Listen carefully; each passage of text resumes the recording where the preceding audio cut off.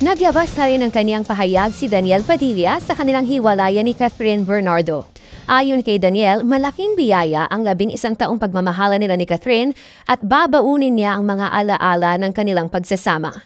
Nagpapasalamat siya sa dating kasintahan na sinamahan siya sa masasaya at malulungkot na sandali ng kaniyang buhay. Nagpapasalamat din ang aktor sa mga tagahanga ng Kathniel na itinuturing na nilang kaibigan at pamilya. Bagamat magiging mahirap, kailangan umanong yakapin ang kinabukasan. Hiling ni Daniel ang kanilang paghirom.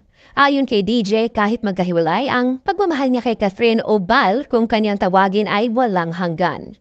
Kanina lang kinumpirma ni Catherine Bernardo na hiwalay na sila ni Daniel.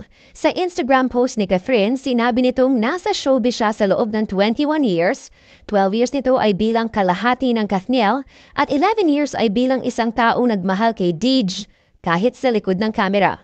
Dagdag pa ni Kath, lumaki siya sa industriya na hindi nagpapadikta at mapalad siya dahil sa natatanggap na paggabay at best support system.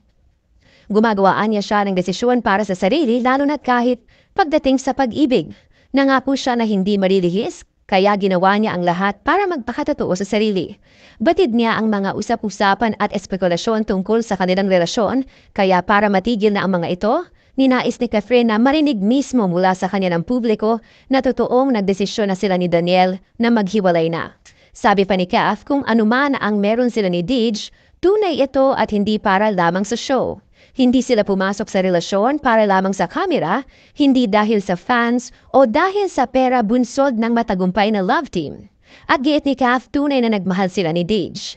Hindi gumano pinagsisisihan ni Catherine na nakapiling niya si Daniel ng halos kalahati ng buhay niya.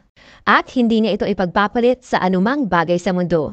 Ang 11 taong relasyon ay nagbigay anya sa kanya ng saya, adventure at pakiramdam ng isang tunay na tahanan sa piling ni Daniel. Si Daniel anya ang first boyfriend ni Catherine at hindi mawawala ang pagmamahal niya para dito. Sinubukan anya ng Kathniel na ayusin ang relasyon pero kailangan nilang tanggapin na hindi na maibabalik kung ano sila dati. Unfair din anya na magpanggap sila ng walang naging pagbabago. Sabi ni Kath, nitong mga nakalipas na buwan ay naging mahirap ang sitwasyon para sa kanila ni Deej. Salamat anya na binigyan sila ng oras para i-process ang sakit. Ang kanilang love story ay nagsimula anya sa respeto at nagtatapos din na may respeto rin. May mensahe rin ang mga fans ni Catherine at batid umano niyang nasaktan ang mga Kathniels gaya ng nararamdaman nila ni Deej.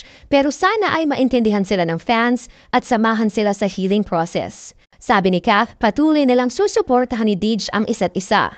Sa huli, ipinaalam ni Catherine kay DJ na magandang 11 taon ang ibinigay ni DJ kay Kath, isang klase ng pagmamahal na hindi niya makakalimutan habang buhay.